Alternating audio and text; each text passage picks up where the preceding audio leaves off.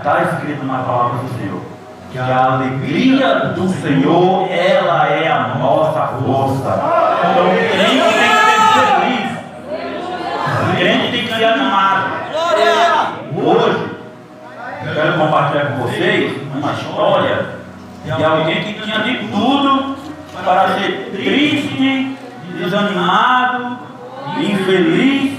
E eu vou conjecturar, porque a Bíblia não fala, mas eu acho que em momentos da vida dele, naquela dificuldade toda que ele passou, eu acho que ele ficou triste sim. A Bíblia, o Espírito Santo não fez questão de revelar isso. Mas eu acho que quando ele esteve lá no cárcere, eu acho que ele esteve triste sim. Quando ele foi jogado no poço, eu acho que ele estava triste sim. Quando ele foi vendido, eu acho que ele estava triste sim.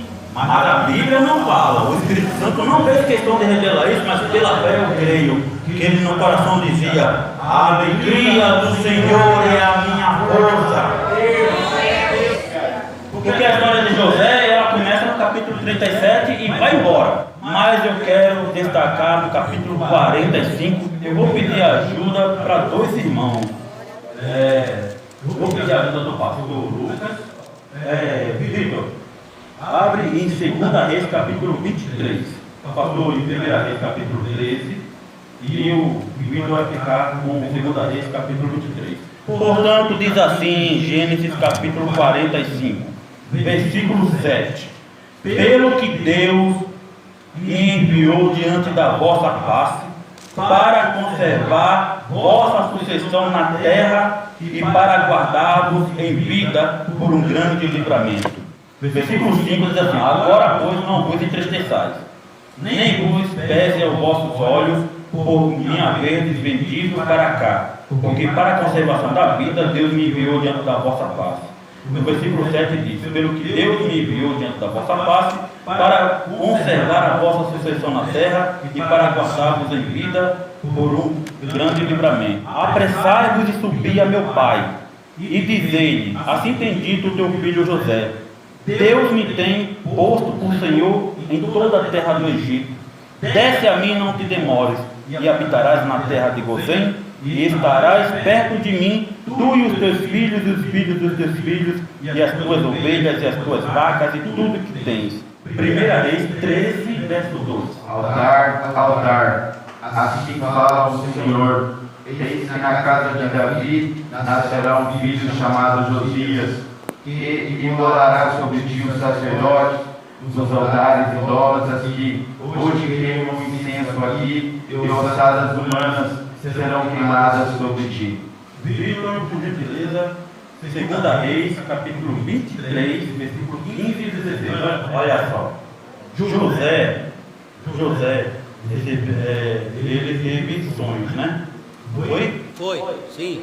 José teve sonhos. Depois de quantos anos esses sonhos se cumpriram, irmão? Depois de 13 anos, porque José, quando ele sonhou e foi lá ver os irmãos dele, lá vem um sonhador maior, vamos jogar esse cara na cisterna, vamos matar ele, não, vamos vender. Foi vendido aos 17 anos. Aos 30, ele estava governando o Egito. Lá em Gênesis capítulo 15, Deus chama, no capítulo 11, 12, Deus chama Abrão. E Deus fala uma coisa para Abrão. Fala assim, ó: a tua descendência será escravizada por 400 anos, mas eu vou descer e vou livrá-los. Aconteceu ou não aconteceu? Aconteceu, né? Lá em Gênesis capítulo 3, versículo 15, Deus falou para a mulher e o homem. Olha, ele profetizou para a gente, viu, pastor Lucas? Deus profetizou para a humanidade: da mulher vai nascer um que pisará e esmagará a cabeça da serpente. E isso se cumpriu. Não sabe quantos anos passou, pastor? Para essa profecia de Deus se cumprir, segundo os estudos que eu pesquisei, 4.000 anos. O povo de Israel foi levado para o Egito, cativeiro, e presos durante os 400 anos. José, Deus fez na vida dele depois de 13 anos.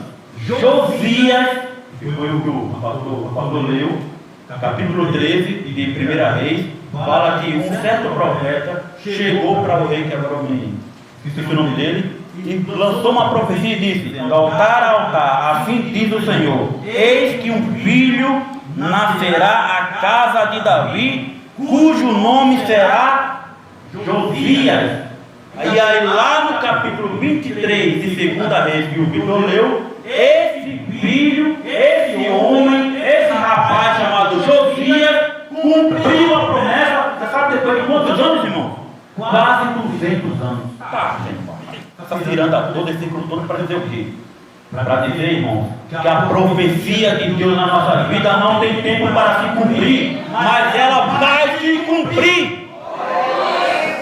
Porque se foi Deus que falou, Ele não é filho do homem para que minta, nem filho do homem para que se arrependa. Então, se Ele falou, vai acontecer. Mesmo que os meus, os teus, os nossos olhos, enquanto vidas vivemos, não possa ver o milagre, não possa ver a profecia acontecer. Ou será que é obrigado, pastor Lucas, Deus usar um profeta para profetizar, irmã Vanilda? E você tem que viver para ver acontecer? Porque a música do Marquinhos Gomes, que diz assim que quem tem promessa não morre, e Hebreus diz que muitos morreram crendo na promessa, mas morreram antes de ver, mas morreu crendo que ia acontecer, porque aconteceu. Eles não viram nessa vida, porque, irmão, essa vida não nos pertence. Isso aqui é apenas uma viagem num trem-bala espiritual. Estamos viajando rumo ao céu. E nessa trajetória seria bom a gente viver como crente só rindo. Hein, Vitor?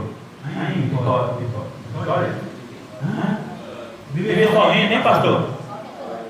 Só vitória, né?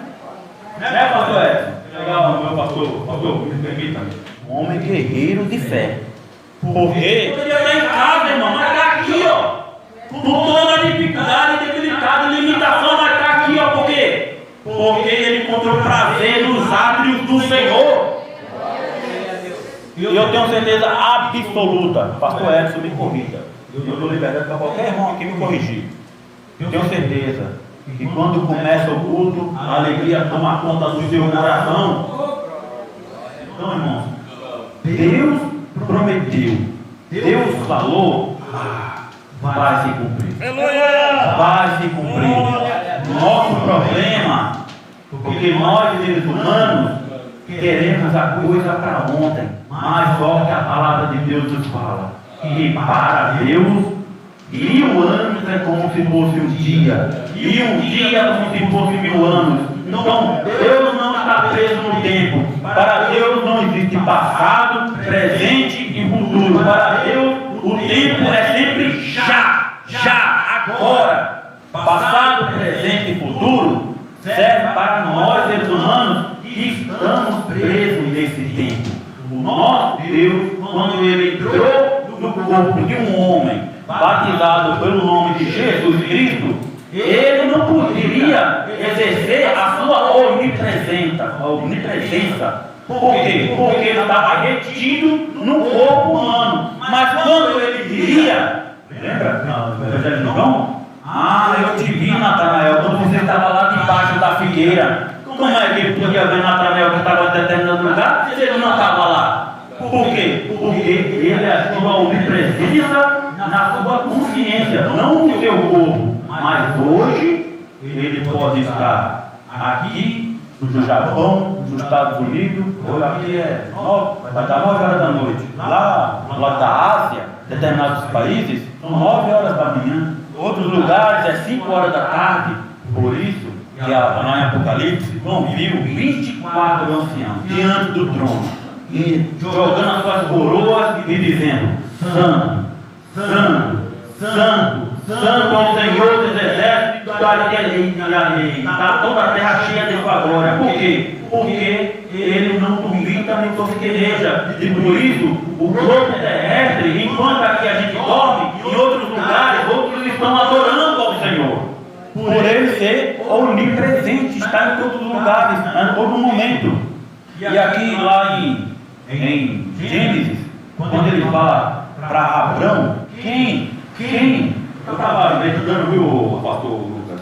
Estava pensando comigo, Deus fez uma promessa para Abraão. Falou para Abraão, olha, a tua descendência será escravizada por 400 anos. 4 séculos, irmão. 4 séculos. José, quando estava no Egito, lá no capítulo 50, se não me engano, José, ele falou para o povo dele que trouxe lá de onde ele estava. Falou assim, ó, eu vou morrer, mas eu não quero ser enterrado aqui no Egito. Deus vai visitar vocês. Deus vai tirar vocês daqui e vai levar para uma terra que ele prometeu para Abraão. E eu quero que vocês levem o meu corpo e me enterrem lá. E aí? Fiquei pensando, pastor. Estava pesquisando. Se o povo saiu do Egito depois de 400 anos, foram 400 anos só de José lá. Mas Deus falou, Deus cumpriu. Deus falou, Deus cumpriu, irmão. E quem estava fazendo analogia do que José falou para Jacó e para seus irmãos. Olha só, não foi simplesmente vocês que me venderam. Não foi. Porque eles estavam preocupados. Poxa, ele vendeu o nosso irmão e agora ele vai nos aprisionar, nosso pai morreu. E agora? Mas eu estava imaginando, pastor, o medo. Hein, Lucas? A pessoa já foi traído por algum inimigo. Já, né? Agora o sentimento que você sentiu de José, dos irmãos de José era pior. Porque a nossa, eu já fui traído também, amizade. A nossa vontade é chegar, não sei se você fez isso. Eu já fiz, não sei se o pastor Lucas já fez isso. Eu já fiz. Chegar lá e, poxa, não confiei em você. Isso quando você verbaliza, né? Quando não vai para a agressão física, né?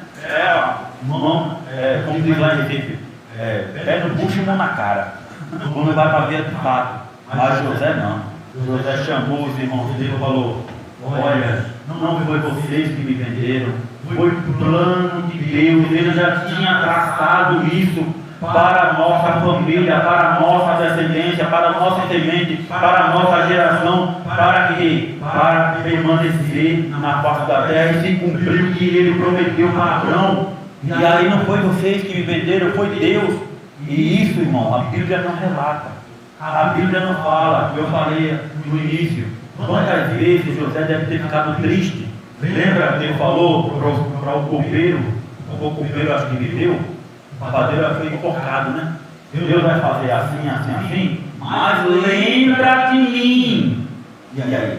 O cara lembrou, Lucas? Mas sabe por que ele lembrou depois de 10 anos? Sabe por quê?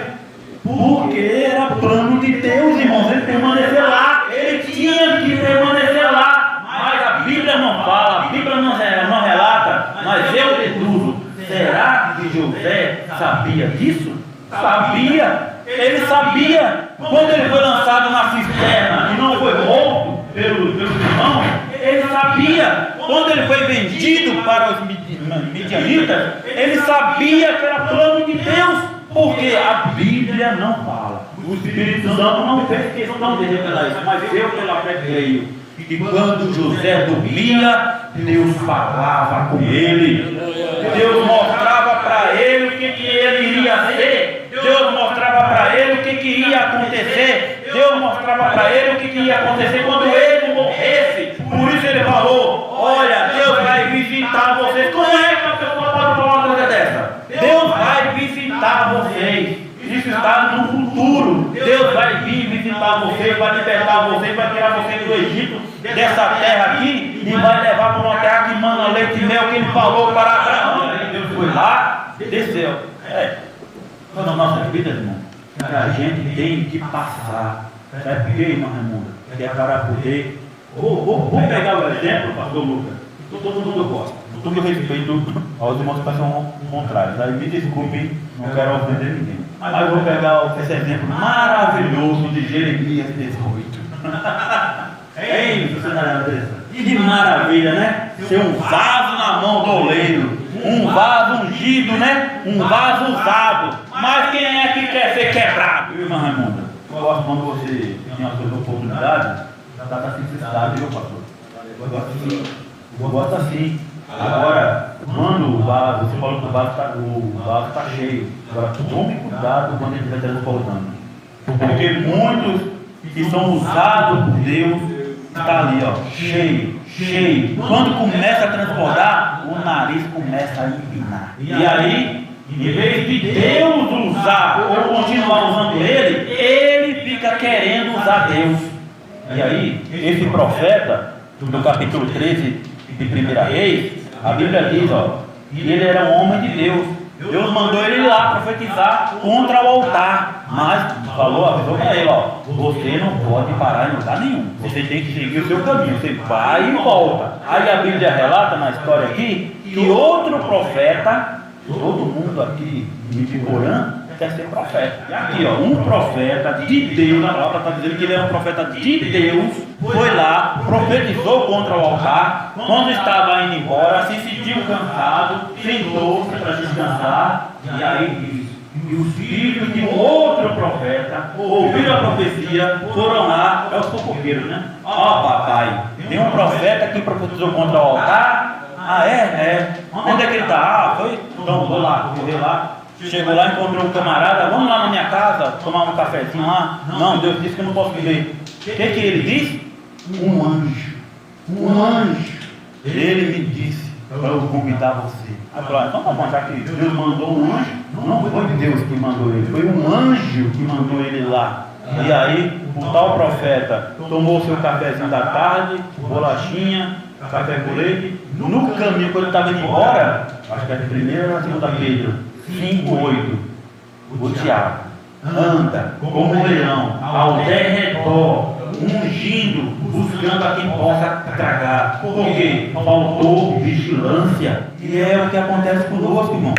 E é o que acontece conosco, a gente deixa de vigiar. E aí Deus fala, irmãos, o mal de nós todos, tudo respeito, meu pastor, o mal de nós todos. É bom entrarmos por esta porta, é bom nós ouvirmos cada irmão com sua oportunidade, falando da palavra do Senhor, entoando um hino de louvor. Eu não sei a música, eu vou lá no Google. Agora tem, né, a tecnologia, né? Então eu vou lá no Google, lá, eu não sei nem o nome da letra, nem o nome da música, que nem a música da cantora, nem sabia. Mas pega uma frase e descula a letra só para poder acompanhar a letra e tentar cantar junto com quem está aqui, ó, entoando, né? Para poder o quê? Se o irmãozinho aqui se atrapalhar, eu estou ali, ó, ajudando a ele a louvar, porque eu também sou adorador e quero adorar junto com ele. Mas só que o nosso mal não, é que a gente quer vir ouvir o pregador, porque o pregador é a boca de Deus, e Deus vai falar através do pregador, porque o pregador está sendo profeta. E aí vem, todo respeito, pastor, uma pessoa que passou por aqui e profetizou comida estragada. E aí teve com o pastor, espiritualmente falando, passar, será que doeu? Metiolate? Só um pouquinho. Só um pouquinho, né, irmão? Né, pastor? Tem que passar um metrolado, não, mas tem que ir ovelhinha, que não pode ser metrolado, tem que ser mercurinho. Não é mercúrio? Não, mercúrio não doía, não. Lembra? Mercúrio dói? O meu doía. Você não dói. Minha mãe põe a bala também. Não, estou brincando, viu, Márcio? Não, mas na verdade, o pastor Edson, a missionária Elizabeth, mas o mercúrio não doía, dava aquela. Aquele friozinho na ferida, mas o metiolate, você, né? Ou então, melhor que o metiolate, Marcos, então, vinagre. Põe álcool. Gente, está amarrado, não de Jesus. Nicodemo, só basta nascer da água do Espírito. Aleluia! Nasce da água do Espírito que você vai ser salvo. Irmãos, em Atos dos Apóstolos, capítulo 2 ao 3, o que nós precisamos fazer para ser salvos? Arrependei-vos e salvai-vos dessa geração. Pronto. Por quê? Nenhum outro nome está dado sobre a terra em qual os homens possam ser salvos. Pronto, aceita Jesus Cristo e tenta, não é faça.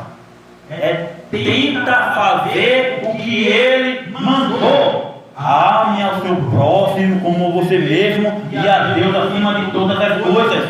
Então vamos nos amar, vamos nos perdoar, vamos nos suportar, assim como Paulo escreveu aos Colossenses. capítulo 3, ali no versículo 15 e 16. E aí, irmãos, a gente vivendo essa união e comunhão, quando Jesus, se ele não vier, ou não chamar a igreja de uma forma coletiva, pelo menos de uma forma individual, você está pronto para se encontrar com ele. Você está pronto e preparado para descer na estação certa, que é o céu. Que é o céu. E aí, para finalizar, Paulo escreveu nos Romanos, capítulo 16. Deixa eu ler aqui para os irmãos, das minhas palavras. Minha garganta também está uma bênção. Glória a Deus, aleluia.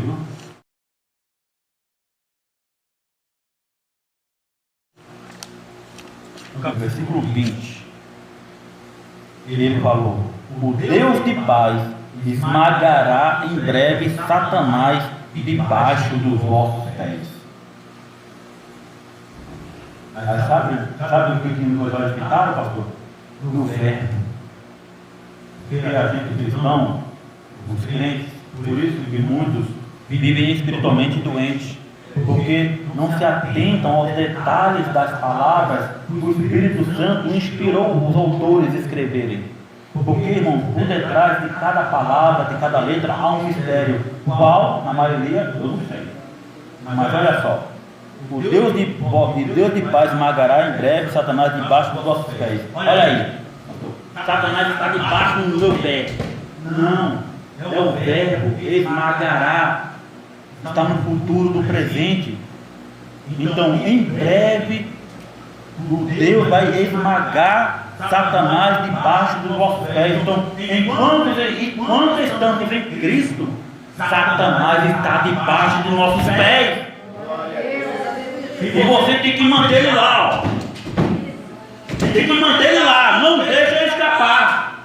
Mas aí, quando eu vou na irmã Vanilda e falo, irmã Vanilda, você não sabe o que a Lúcia aprontou?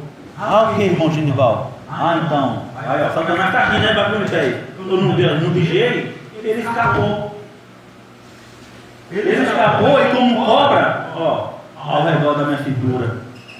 Faça analogia lá na conta. Pegando um ser humano para quebrar os seus ossos, então um sucuri ao redor de uma pessoa, porque para poder engolir tem que quebrar os ossos. E engole da cabeça para baixo.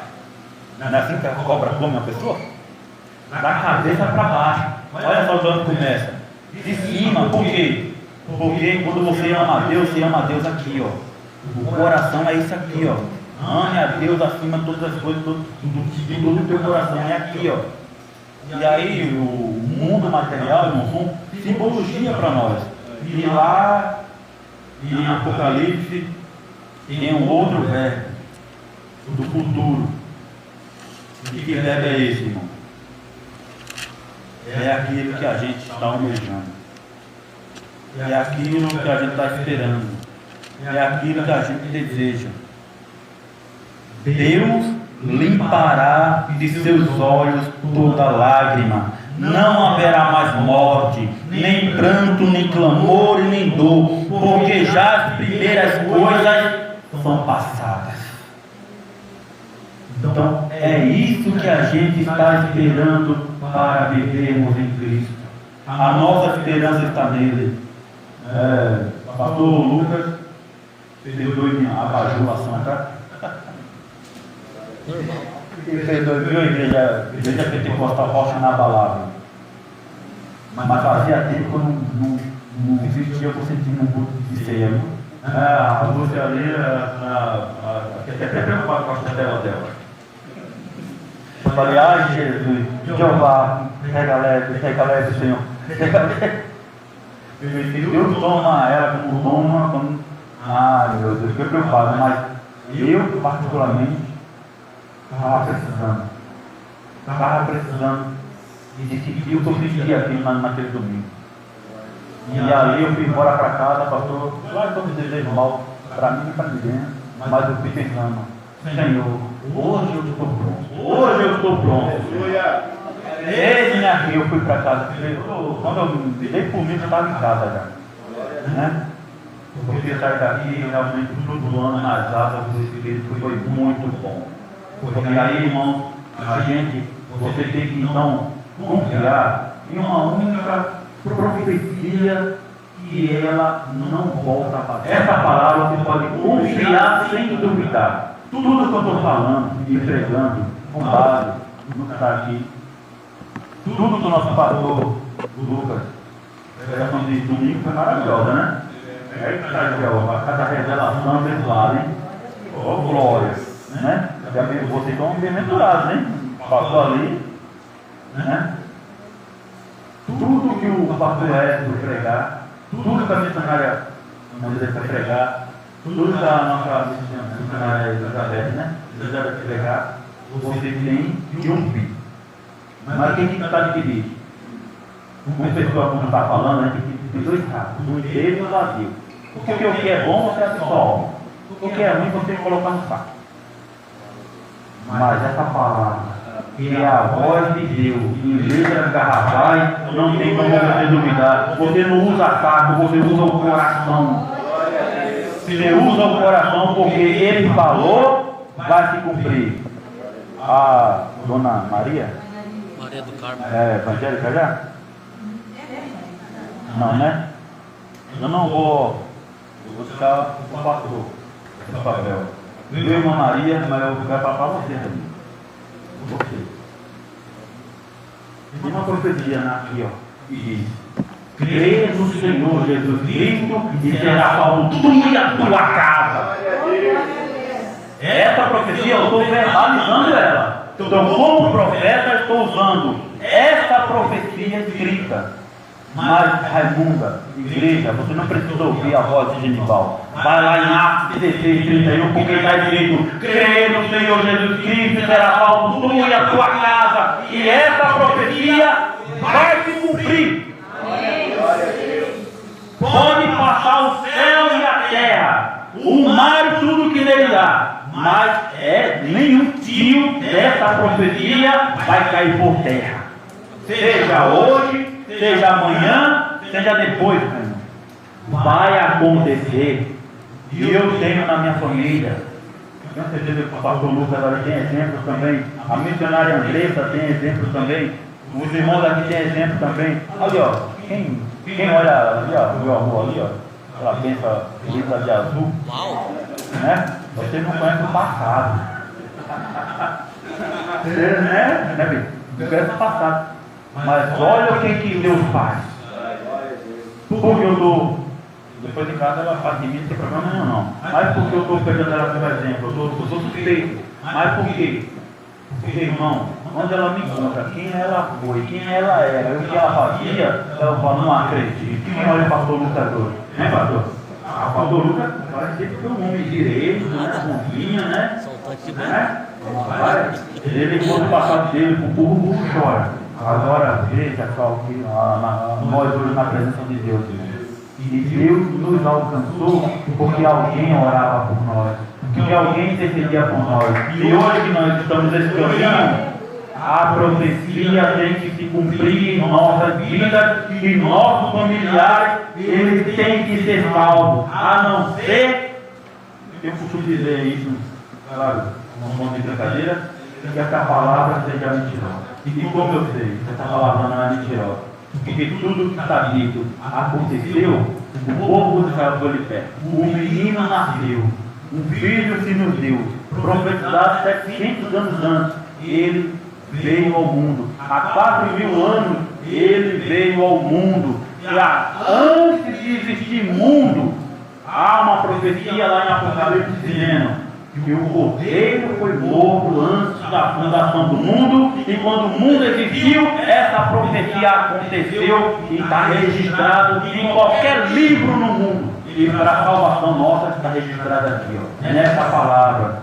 E nessa palavra diz: ele falou, eu vou, mas em breve eu volto.